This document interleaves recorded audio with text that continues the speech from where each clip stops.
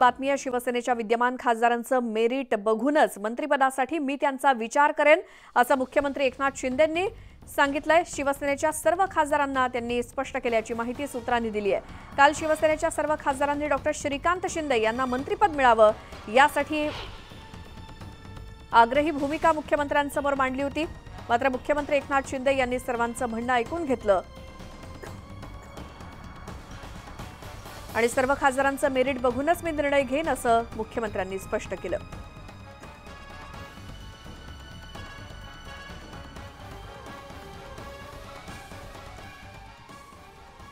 अधिक माहितीसाठी जाऊयात, आमचे प्रतिनिधी उदय जाधव आपल्या सोबत आहेत।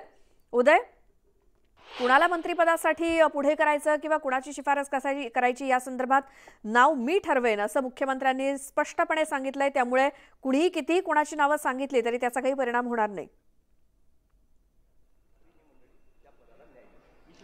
मुख्यमंत्री एकनाथ शिंदे यांच्या उपस्थितीमध्ये काल महत्त्वाची बैठक पार पडलेली आहे आणि या बैठकीमध्ये सर्व खासदारांनी डॉक्टर श्रीकांत शिंदे यांच्या नावाला पसंती दिलेली आहे, त्यांना मंत्रिपद देण्यात यावं असं म्हटलेलं आहे। मात्र मुख्यमंत्री एकनाथ शिंदे यांनी या बैठकीमध्ये स्पष्ट केलेलं आहे की माझ्यासाठी सर्व खासदार जे आहेत ते समान आहेत, मी स्वतः निर्णय घेईन, प्रत्येक खासदाराचं मेरिट जे ते तपासूनच मी योग्य तो निर्णय घेईन असं मुख्यमंत्री एकनाथ शिंदे यांनी सांगितलेलं आहे। मात्र सर्व खासदारांनी आग्रही भूमिका ठेवलेली आहे की डॉक्टर श्रीकांत शिंदे यांना मंत्रिपद देण्यात यावं, जेणेकरून सर्व एनडीएचे घटक पक्षांमध्ये आणि त्याचबरोबर शिवसेनेच्या पक्षांतर्गत देखील उत्तम समन्वय राहील अशी माहिती जी आहे ती आपल्याला मिळते। आपल्यासोबत आता शिवसेनेचे खासदार धैर्यशील माने, आपण थेट त्यांच्याशी बोलूया। धैर्यशीलजी, काल महत्त्वाची बैठक पार पडलेली आहे मुख्यमंत्र्यांच्या उपस्थितीमध्ये, तुम्ही देखील एक आग्रही भूमिका मांडलेली आहे, काय नेमकी भूमिका तुम्ही मांडल्यावर?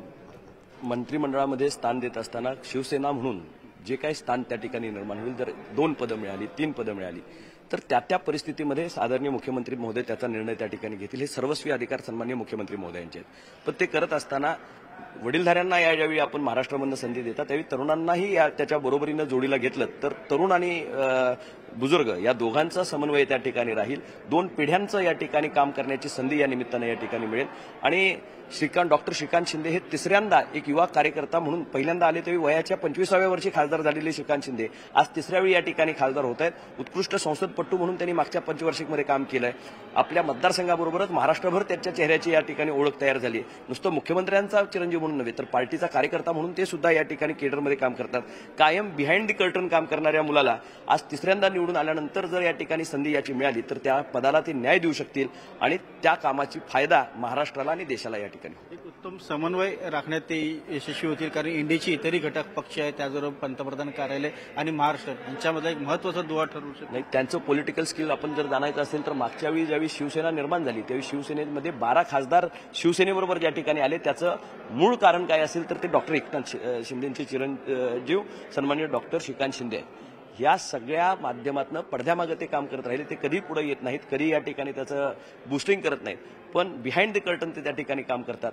अक्रॉस पार्टीज त्यांचे त्या ठिकाणी संबंध आहेत, समन्वयाची भूमिका त्यांची असते आणि देश पातळीवर एक आश्वासक चेहरा या निमित्तानं एक तरुण आणि ज्याला कुठलाही कलंक नाही अशा पद्धतीचा चेहरा या ठिकाणी पुढे जाईल। उच्च शिक्षित अशा पद्धतीचा तरुण आणि ज्याला ग्रामीण आणि शहरी भागातल्या प्रश्नांची अचूक जाण आहे अशा एका युवा कार्यकर्त्याला जर संधी मिळाली तर पर्यायानं एका तरुण चेहऱ्यामुळे महाराष्ट्राला सुद्धा यातनं उभारी मिळेल आणि कोल्हापूर आम्ही महाराष्ट्राच्या कानाकोपऱ्यातून खऱ्या अर्थाने याच्या बाबतीतली मागणी आमच्यापर्यंत येते। मुख्यमंत्री एकनाथ शिंदे यांनी भूमिका मांडलेली आहे की माझ्यासाठी सर्व खासदार जे आहेत ते समान आहेत, मी प्रत्येकाचं मेरिट तपासेन आणि मेरिटनुसारच योग्य तो निर्णय घेतला जाईल असं मुख्यमंत्र्यांनी। आम्ही त्यांच्या मेरिटवरच मागणी करतोय, कारण 3 वेळा निवडून येणं, उत्कृष्ट संसदपटू म्हणून काम करणं, सिनियरिटी बघायला गेली तर आदरणीय जाधव साहेब असतील, बारणे साहेब असतील आणि श्रीकांत शिंदे साहेब असतील, हे 3 सिनियर खासदार आहेत।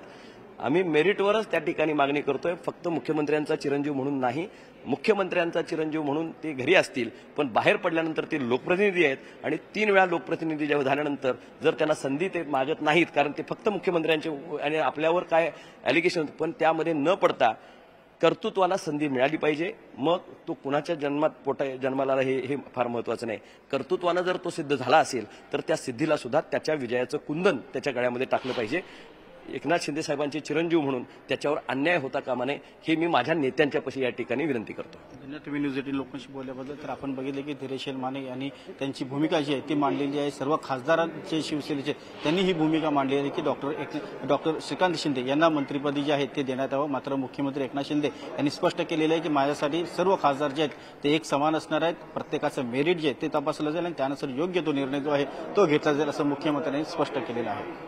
बरोबर उदय, धन्यवाद या सगळ्या माहितीसाठी. म्हणजे जे काही एक कॅबिनेट आणि एक राज्यमंत्रीपद जर शिवसेनेला मिळणार असेल तर मग त्यासाठी नाव कोणाचं समोर येईल याचे सर्वस्वी याचा निर्णय हे एकनाथ शिंदे घेणार आहेत.